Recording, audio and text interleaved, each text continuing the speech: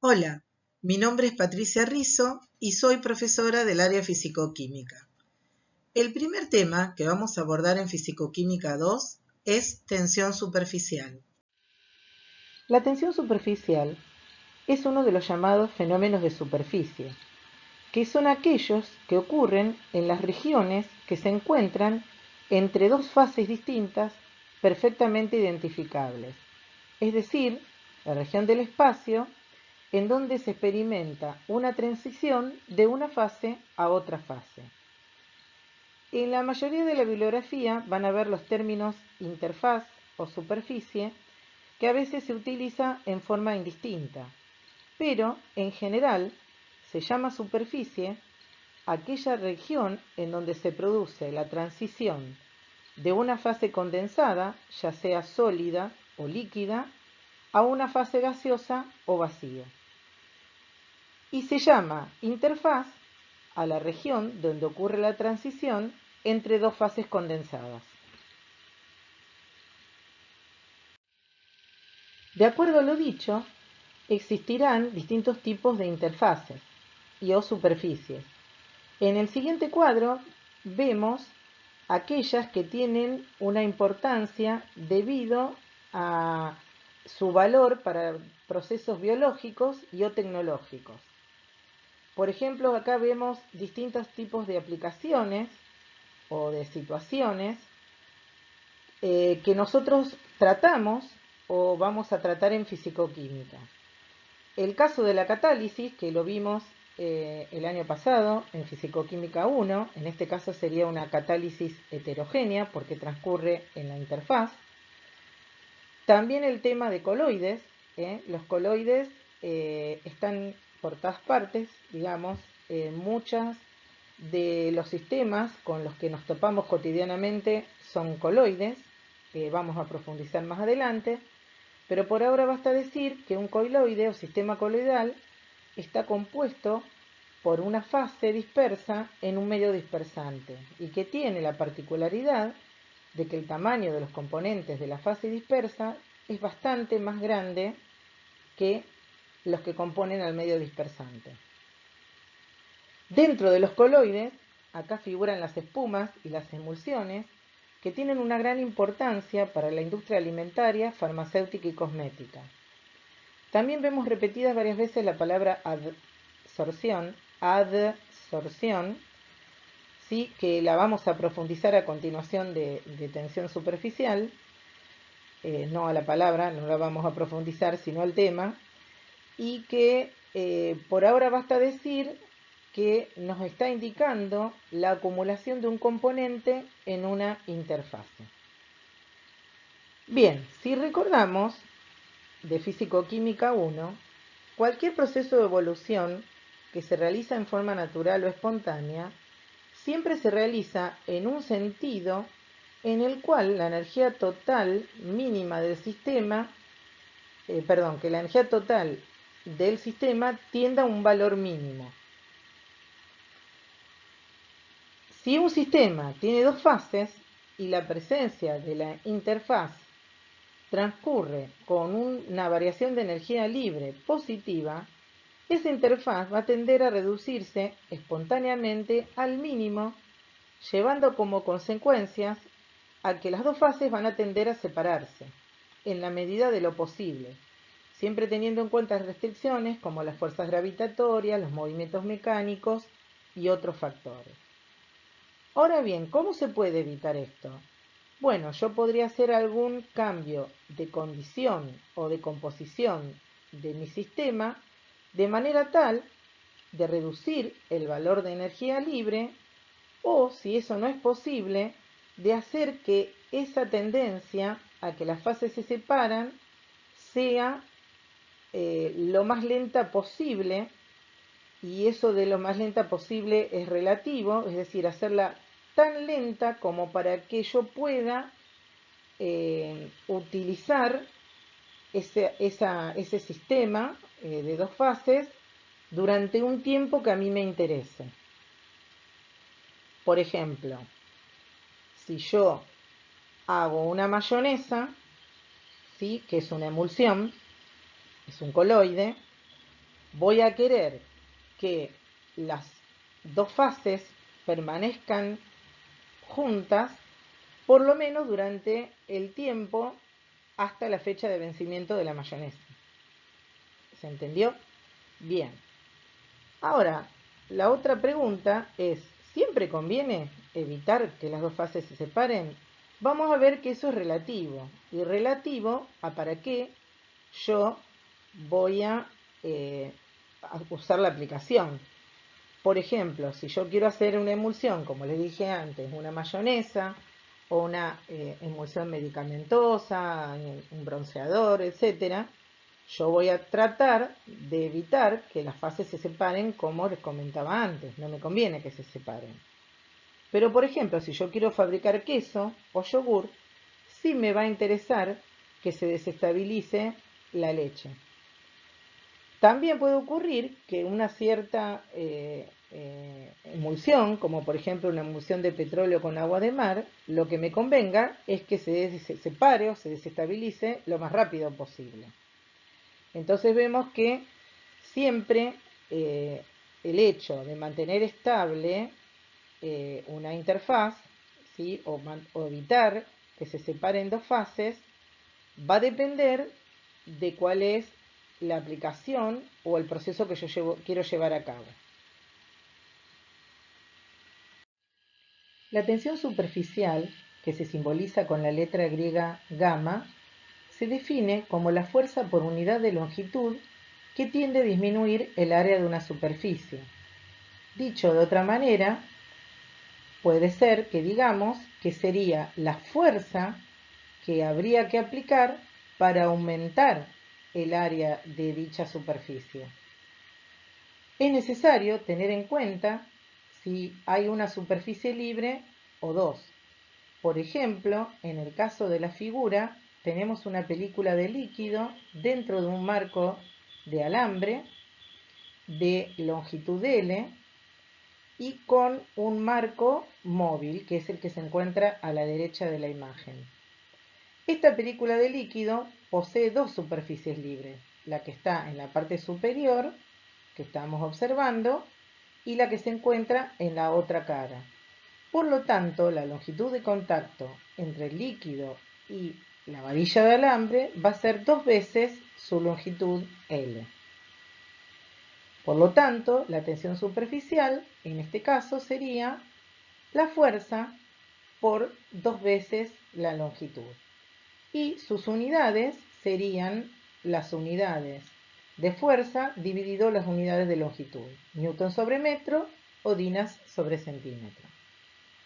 Si ahora aplicamos una fuerza F para aumentar en un diferencial de X el área o superficie de la película, en un diferencial de A, si multiplicamos la definición dada anteriormente en el numerador y en el denominador por el diferencial de X, vamos a ver que el producto de la fuerza por el diferencial de X me da como resultado el diferencial del trabajo neto no expansional realizado en forma reversible, y que el producto de 2 veces la longitud por diferencial de X me da como resultado el diferencial de área que se aumentó al aplicar la fuerza F.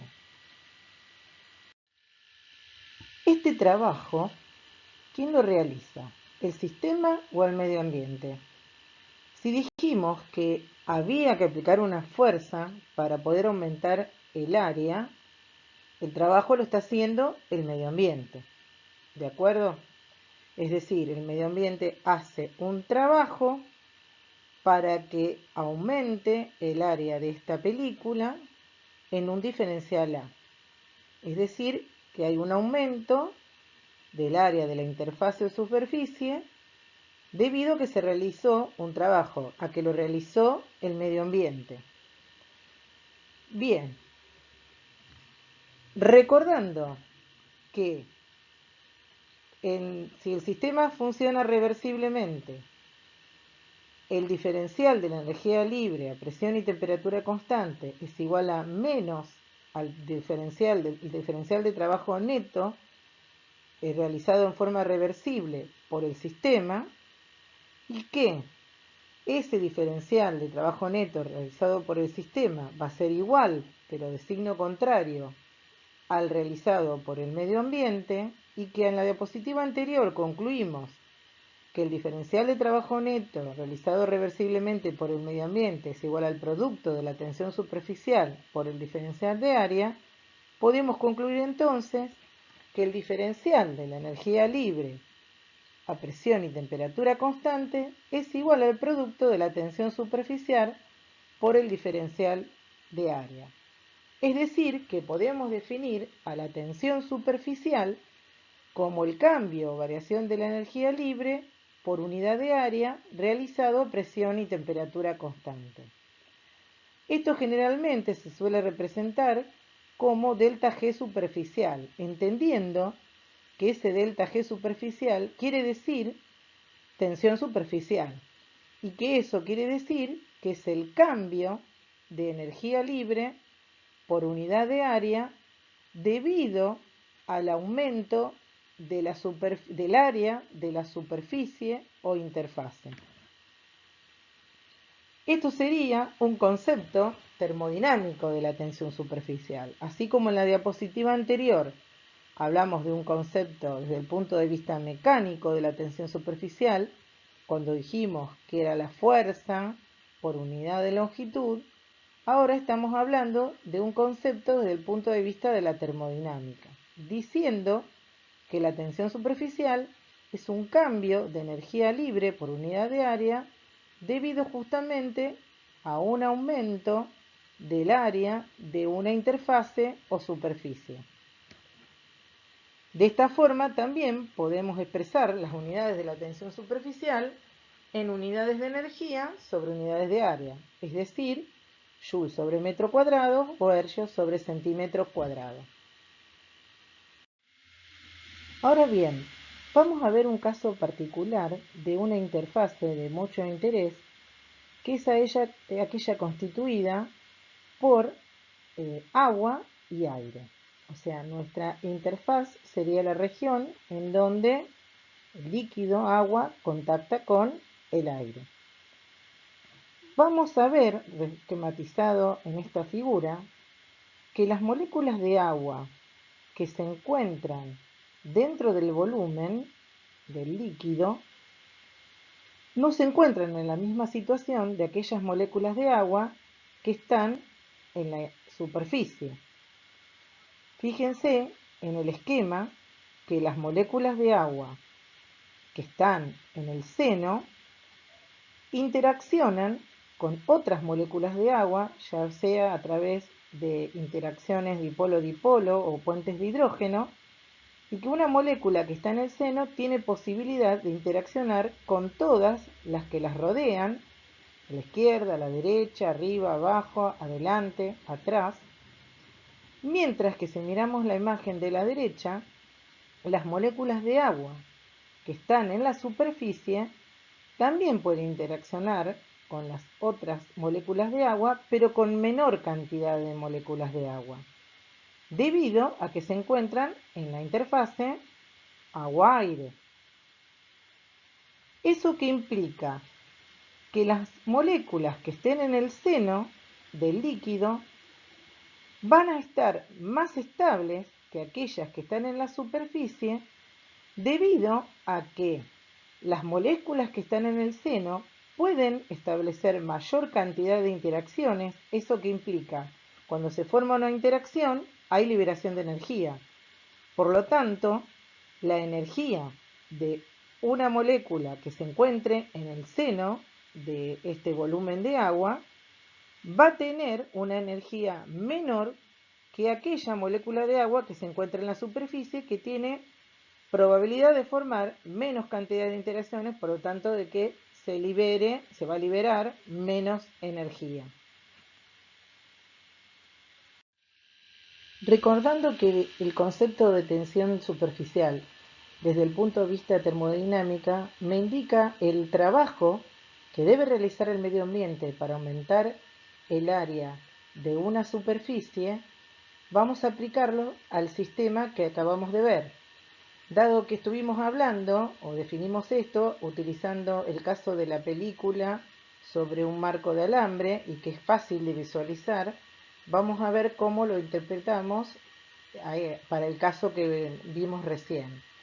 Es decir, si yo tengo que aumentar el área de esta superficie, es decir, la zona de contacto entre el agua y el aire, ¿qué debería hacer?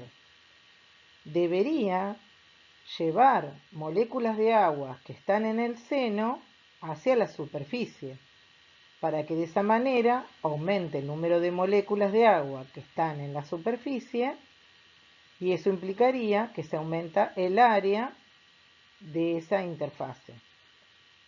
Ahora bien, dijimos antes que las moléculas de agua que están en el seno están en una situación más estable debido a que tienen una energía menor que las que están en la superficie. Por lo tanto, esto va a implicar claramente que hay que hacer un trabajo para mover una molécula de agua del seno en una situación más estable a la superficie a una situación de menor estabilidad energética. Eso implica que va a haber una variación de energía libre y que coincide con el concepto que vimos anteriormente de que podemos definir también a la tensión superficial como el cambio de la energía libre superficial, es decir, el cambio de la energía libre debido al aumento del área de esta superficie, que también podemos aplicar en el caso de cualquier interfase.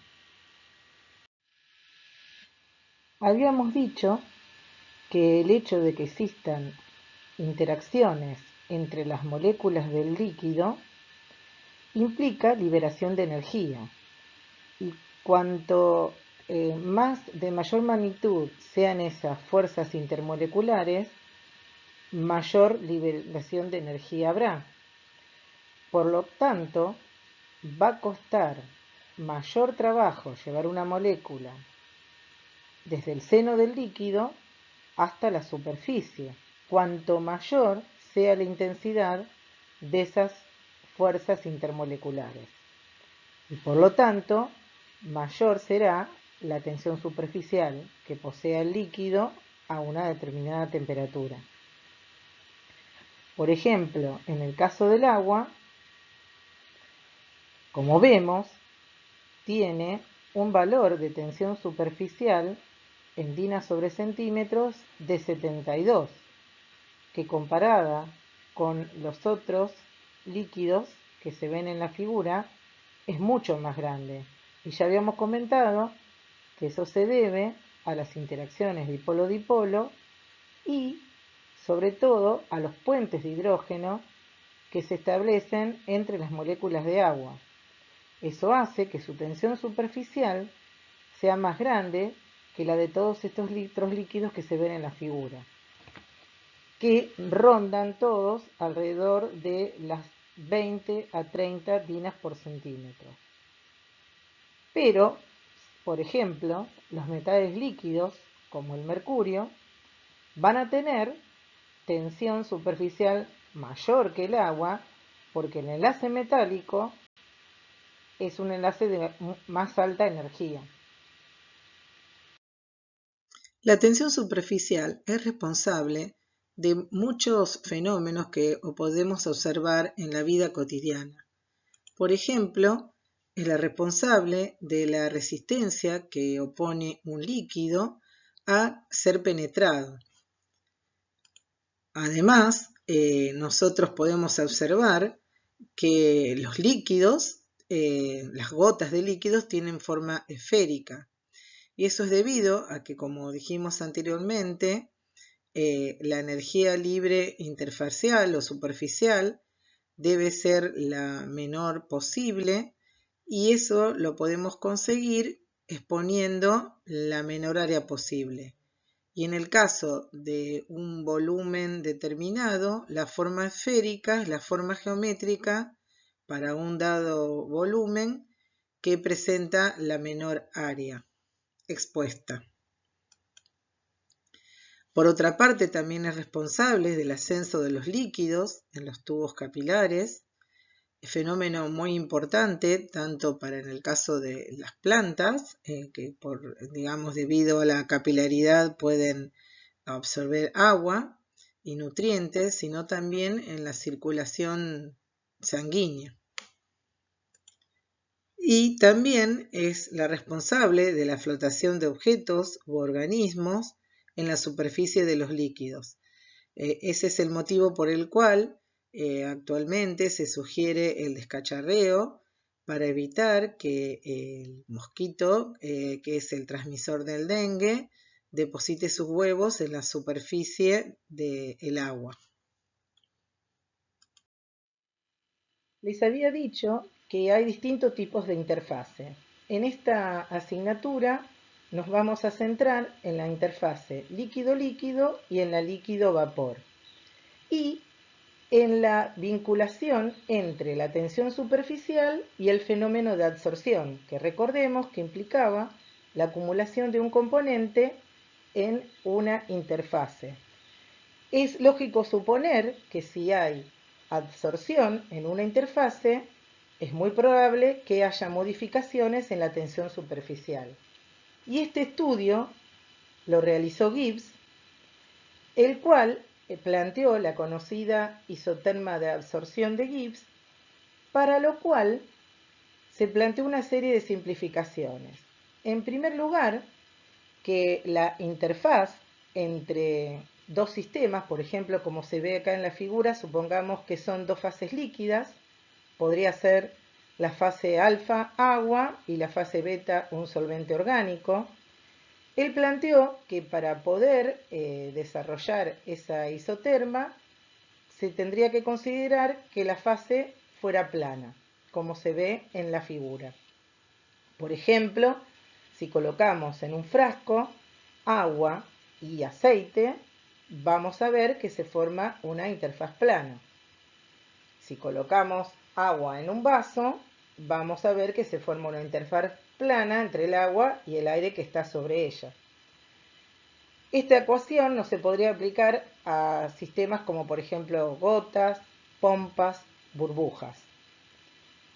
Y otra cuestión que planteó Gibbs es que se trata de un sistema de múltiples componentes. En la figura, como les decía, vemos dos fases líquidas inmiscibles entre sí, la fase alfa acuosa, la fase beta orgánica, y ahí también podemos agregar un tercer componente, que podría ser una sal, un azúcar, una proteína, un fosfolípido. Y el tema es ver qué sucede con ese componente. Por lo que nosotros vimos en Fisicoquímica 1, este componente va a tender a ubicarse en la fase donde es más soluble, es decir, donde puede establecer interacciones que liberen energía y que le permiten estabilizarse en esa fase. Entonces, si lo que yo agrego es un componente que puede formar interacciones con el agua, en mayor proporción se va a ubicar en la fase alfa. Pero si agrego un componente que puede formar interacciones con el solvente orgánico, en mayor proporción va a ir a la fase beta. Lo que se ve entre las líneas de puntos sería la zona interfacial, que está dibujada así como una zona de color difuso debido a que las propiedades en esa interfase varían en una forma continua. Es decir, si yo tomo una muestra de cualquier parte de la fase alfa por debajo de la línea de puntos, sus propiedades son constantes. Lo mismo si tomo muestras de distintas partes de la fase beta por arriba de la línea de puntos, también sus propiedades van a ser constantes, pero en la zona interfacial va a haber un cambio gradual, continuo, de las propiedades entre la fase alfa y la fase beta. Es decir, el cambio de las propiedades no va a ser brusco. Por ejemplo, si yo agrego cloruro de sodio, ¿a dónde va a ir en mayor proporción? A la fase acuosa, donde puede formar interacciones con el agua de una interesante magnitud. Poco, casi nada, diría yo, va a ir a parar a la fase beta. Pero ¿qué va a pasar en la interfase?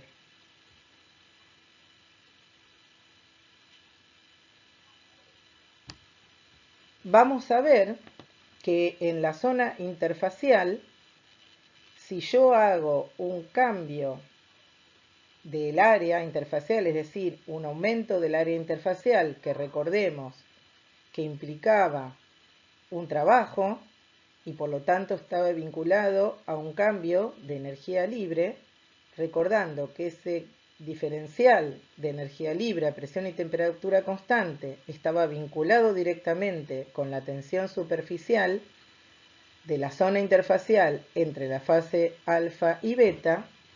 A esa tensión la vamos a llamar tensión interfacial. Recordemos, que lo habíamos dicho la clase pasada, que si una de las fases es gaseosa, en lugar de llamarse interfase, se llama superficie. Entonces, en esos casos particulares hablamos de tensión superficial. Pero todo lo que digamos en estas deducciones valen tanto para si yo hablo de tensión interfacial o de tensión superficial. Bien, vamos a colocar un eje Z y las posiciones Z1 que me limitan la zona interfacial. Como dije antes, por debajo de Z1, todas las propiedades van a ser las propiedades de la fase alfa acuosa. Y por encima de Z2, todas las propiedades van a corresponder a las de la fase orgánica beta. Y entre Z1 y Z2 va a haber un cambio continuo de las propiedades. Por ejemplo, si yo agrego un soluto, si es el cloruro de sodio, como dijimos antes, en mayor proporción va a ir a la fase alfa. Pero ¿qué va a pasar con su concentración a lo largo del eje Z?